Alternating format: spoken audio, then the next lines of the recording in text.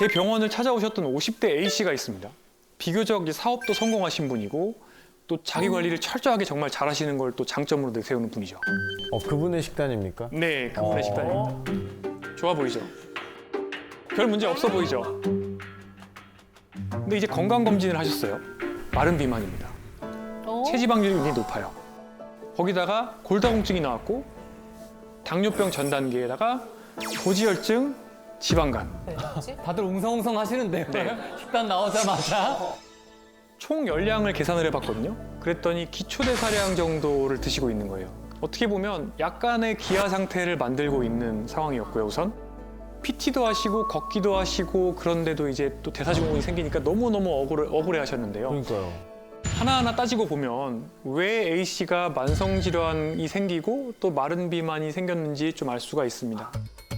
일단 바나나, 단순당이 많이 들어있어요. 네, 탄수화물이죠. 요거트에도 들어있습니다.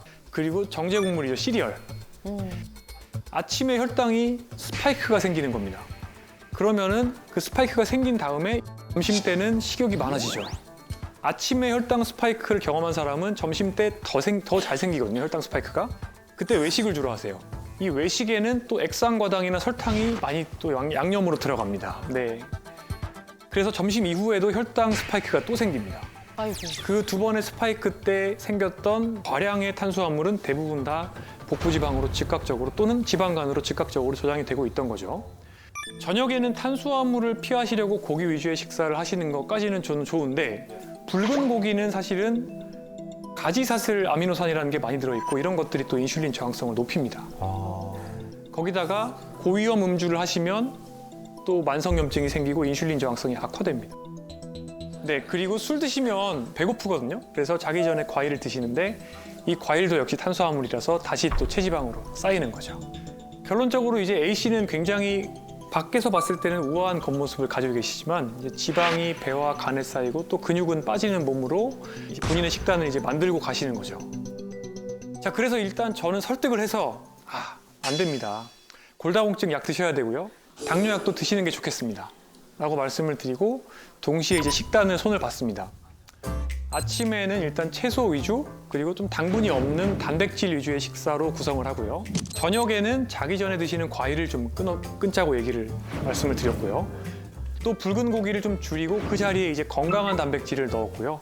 음주량은 한 번에 최대 와인 2잔 정도로 줄여보자고 약속을 했습니다. 점심은 외식 계속 하십니까? 네, 그래도 점심은 어쩔 수 없을 건데요. 근데 사실은 제가 처방한 당뇨약이 탄수화물의 흡수 속도를 굉장히 느리게 만드는 약이어서 혈당 스파이크를 제어를 할 수 있게 되었죠. 또 정작 이제 놓치고 있던 게 열량을 제한을 하셨는데 열량 자체는 좀 더 늘리셔야 됩니다라고 말씀을 드렸습니다. 근데 여기서 이제 나오는 질문이 있죠. 열량을 더 늘리면 어떡하냐? 네, 너무 적게 먹으면 우리 몸이 들어오는 거를 그대로 다 지방으로 저장하려는 그런 경향성이 생깁니다. 그래서 설득을 해드렸죠. 오히려 지금은 기아 상태이기 때문에 들어오는 에너지가 다 지방으로 들어갑니다. 이거가 풀려야 됩니다. 이게 풀려야 지방을 태울 수가 있습니다. 설명을 드렸죠. 3개월 뒤에 어떻게 되었냐? 지방은 500g 빠졌습니다. 오히려 근육은 늘어났고요. 6개월 뒤에 혈당 범위도 정상으로 회복이 됐습니다. 와. 네, 점점 이제 당뇨약도 줄여나갈 수 있게 되는 거죠. 체성분이 바뀌고 몸의 대사적인 특성이 바뀌게 되면서요. 그래서 저는 일단은 60이 넘으시면 웬만하면 고도 비만이 아니고는 살을 빼지 말라고 말씀을 드립니다. 지방도 굉장히 중요한 대사 기관이에요. 지방이 없으면은 인슐린 저항성이 굉장히 심해집니다. 그래서 저는 이분들에게는 단순당이나 정제 곡물을 오히려 저는 많이 드실 거를 교육을 하고 있습니다. 이런 것들이라도 드셔서 지방과 근육을 늘리셔야지 결국에는 일상생활 삶의 질도 좋아지고 오히려 질병도 개선된다라고 말씀드린 극단적인 경우도 있는 거죠. 또 어르신들께서 하시는 행동 중에서 무조건적인 영양제 맹신만큼이나 위험한 행동이 있습니다. 이 병원 저 병원 마치 쇼핑을 하는 것처럼 이 닥터 쇼핑 하시는 분들 굉장히 많습니다. 아이고. 네, 저게 이 사진 안에 있는 게 이게 한 분의 약입니다. 딱 보기에도 약이 정말 많죠. 네. 근데 이렇게 약을 쌓아놓고 드시는 분들이 정말 많습니다. 맞아. 77세 C씨가 그런 케이스였습니다. 고혈압, 고지혈증 약을 드시기는 했지만 텃밭도 가꾸시고 또 교회로 나가시면서 일상의 불편함 없이 지내고 계셨는데 남편께서 뇌경색으로 입원하게 되면서 스트레스를 많이 받았고 특히 자정 전후로 화장실을 너무 자주 가서 방광약을 2가지 드시기 시작했어요. 방광약을 드시면서 변비가 생기고 또 소화가 안 됩니다. 식사를 점점 못하게 되시는 부작용이 생기면서 기운이 없어지고 그러다 보니까 저녁에 잠은 안 오고 또 잠을 못 자니까 다른 의사 선생님을 찾아가서 수면제를 처방받습니다. 아휴. 점점 낮에 꾸벅꾸벅 조는 시간이 늘어나요. 점점 집중력과 기억력이 떨어지고 가족들이 눈치를 챘어요. 치매 검사를 받아보니까 경도인지 장애입니다. 이렇게 진단을 또 받으시고 전문 치매 약물을 처방받습니다. 이 치매약을 드시고 나서부터는 식욕이 또 떨어지고 또 소화제와 식욕 촉진제를 처방받고요. 이렇게 하다 보니까 정말 큰일이 나겠다 싶어서 위내시경, 대장내시경, 복부 초음파, 심장 초음파 여러 검사를 받습니다. 검사에 나오는 건 없어요. 하지만 어르신께서는 휠체어에 실려 오신 모습으로 저랑 만나게 되셨습니다. 아이고. 자, 방광약에서 시작을 해서 수면제, 치매약, 소화제, 식욕 촉진제 이런 증상들 가라앉히고 환자분들 편안하게 만들어드린 약들은 대부분 사람의 기운을 빠지게 만드는 약들이에요. 약의 부작용을 약으로 막다 보니까 결국에는 기운이 다 빠진 거죠. 처음 처방받은 방광약에는 인지 기능을 약간 떨어뜨리는 그런 물질이 들어가 있었습니다. 그 이후에 처방받은 치매약의 부작용은 안타깝게도 방광의 예민성을 또 끌어올립니다. 거꾸로 되는 거죠.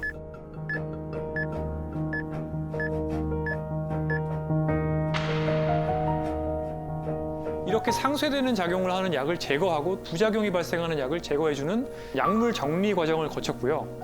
2주 뒤에 다시 CC와 그 가족들을 만났을 때는요. 다행히도 수면과 식사, 배변이 좋아졌고요. 또 한 달 뒤에 인지 기능을 다시 평가해 보니까 다행히도 정상 범위까지 인지 기능이 회복되는 결과를 봤습니다. 와. 이렇게 CC처럼 운이 좋으신 경우도 있지만 굉장히 답답한 경우에는 제가 이제 휠체어 타고 오신 분들도 약 정리를 열심히 해서 다시 걸어 다니시게 만들어 드렸는데 다시 여기가 저리다, 여기가 쑤시다, 어지럽다 하시면서 이 의사 선생님 가시고 저 의사 선생님 가시고 이게 결국에는 점점 약이 늘게 되는 거고요. 그런데 이제 약을 먹고 차 가라앉는 상태가 되니까 또 증상이 괜찮아졌다고 생각을 하는데 사실 이거는 증상이 괜찮아진 게 아니에요. 너무 많은 약을 한꺼번에 드셨기 때문에 사실은 마취된 거랑 비슷한 거죠. 점점 일상생활이 어려워지고 근육이 빠지고 몸져눕게 되는 지름길이에요. 자, 그래서 제가 어르신분들께 말씀을 드리고 싶은 거는 뭐냐면 어느 정도는 이 증상을 견디시고 또 받아들이실 필요가 있고 이렇게 살면서 우리가 경험하는 모든 증상들을 약으로 깨끗이 다 없앨 수는 없거든요. 무조건 이 증상에는 이 약, 이렇게 증상을 누르려고 하지 말고 기본적인 생활 습관 개선을 먼저 고려해 보는 걸 추천드리고 싶어요. 예를 들어서 야간요, 밤에 소변 자주 보러 가시는 분들 브릿지 운동 같은 것들 열심히 하시고 케겔 운동 하시고 이런 것들 하시다 보면 좋아지는 경우 많이 있거든요. 그런데 약만 들다 보면 그 약의 부작용이 약을 또 부르고 또 부르고 이렇게 되는 거죠. 그 다음은 마음 건강, 멘테이션입니다. 특히 저는 마음 챙김을 여기서 굉장히 중시하는데요. 마음 챙김을 이해하려면 반대된 상태를 보시면 됩니다. 마음 놓침 상태죠. 정말 목적 없이 스마트폰을 스크롤하거나 쇼폼을 계속 보면서 자극을 탐닉하는 상태에 가깝죠. 이것은 마음 챙김에서 가장 멀어져 있는 마음 놓침 상태라고 볼 수 있습니다. 마음 놓침 상태가 계속되면 이것에 걸리기 쉬워집니다. 바로 치매입니다.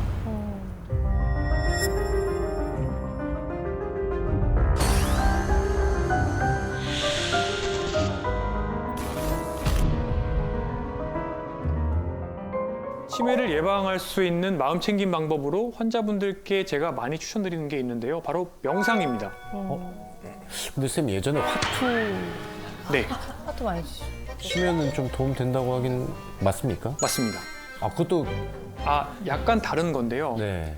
인지 예비능이라고 해서 뇌 성능을 높이는 방법이 크게 3가지가 있습니다. 첫 번째, 신체 활동, 운동이죠. 이제 두 번째가 머리를 쓰는 겁니다. 네. 세 번째가 사람을 만나는 겁니다. 이 3가지를 다 하면 좋은데 오. 화투는 일단은 머리는 쓰고요. 또 사람도 만나잖아요. 네. 화투 치러 가려면 집에서 나가서 또 가야 되잖아요. 걸어야 돼. 집까지 걸어가는데 산책.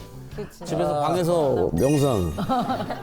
완벽한 스포츠네. 스포츠네. 딱 이상적인. 네, 그래서 실제로 브릿지 게임이나 마작이나 이런 것도 좋은 인지 활동이라고 되어 있긴 합니다. 화투도 비슷한 효과가 있을 거라고 생각합니다. 명상을 한 다음에 화투를 치면 나을까요? 화투를 치고 명상을 하는 거. 네, 또 치고 돈 아니면 잃고 치면서 명상. 읽고 명상을. 사실 예전에는 명상을 약간 도닦는 분위기 뭐 이런 식으로 이제 많이 생각을 했었는데 요즘은 굉장히 많은 글로벌 기업이 자기네들이 명상센터를 따로 가지고 있습니다. 정말 많은 돈을 그 예산을 쏟아부어서 명상의 과학적 효과가 입증이 돼서 근데 명상이 그 너무 이렇게 어렵게 생각하실 필요가 있는 게 아니라 나를 조용히 온전히 집중할 수 있는 상황에서 신체는 이완시키는 모든 것들이에요. 제가 제일 좋아하는 명상은 달리기 명상, 수영 명상, 걷기 명상입니다. 그것도 명상이 되나? 네, 사고 나지 않을까요? 명상할 때 눈 감는 거 아닌가요? 네, 감을 필요가 없습니다. 그야말로 명상이라는 건 지금 이 순간에 머물러 있으면서 나의 호흡이나 내 관절이나 주변의 느낌들을 비판하지 않고 그대로 느끼고 있으면 되는 거거든요. 물속에 있으면 그게 그렇게 편하다고 하는 사람들이 많더라고요. 네, 굉장히 다양한 설거지를 하시면서도 명상을 할 수가 있고 청소기를 돌리면서도 명상을 하실 수가 있습니다. 그래서 지금 이 순간에 있는 머무르는 연습을 해보시면 굉장히 좋을 것 같고요. 저희가 병원에 입원해 계신 어르신들, 질병의 치료 계획을 세울 때 환자와 환자 가족이 무엇을 정말 중요하게 생각하는지가 크게 작용을 하는 거죠. 나에게 중요한 것들, what matters라고 합니다. 사례를 말씀드리겠습니다. 85세 D씨입니다. 불면증으로 병원을 찾아오셨습니다. 사실 이제 보호자분들이 보기에는 잘 주무신대요. 네. 분명히 약을 안 드셔도 잘 주무셨는데 그 잤다는 사실을 믿지를 않으시고 약에 대한 집착이 굉장히 심한 상태가 되셔서 오셨습니다. 자, 임산부에게 사용하면 안 되는 약이 있다는 것은 많은 분들이 알고 계실 겁니다. 네. 마찬가지로 약 중에서는 노쇠한 어르신들에게 문제를 일으키는 잠재적인 노인 부적절 약제라는 것들이 있습니다. 그중에서 제가 정말 미워하는 약이 하나 있는데요. 뭐예요? 단기간만 사용할 수 있는 수면제죠. 수면제? 젊은 분들한테는 큰 문제가 없어요. 하지만 노쇠가 있는 어르신들한테는 얘기가 좀 다릅니다. 다른 약은 먹어도 효과가 없었는데 지금 말씀드린 이 약을 드시고서는 그 효과를 잘 봤다면서 이 약의 처방을 너무 고집하셨습니다.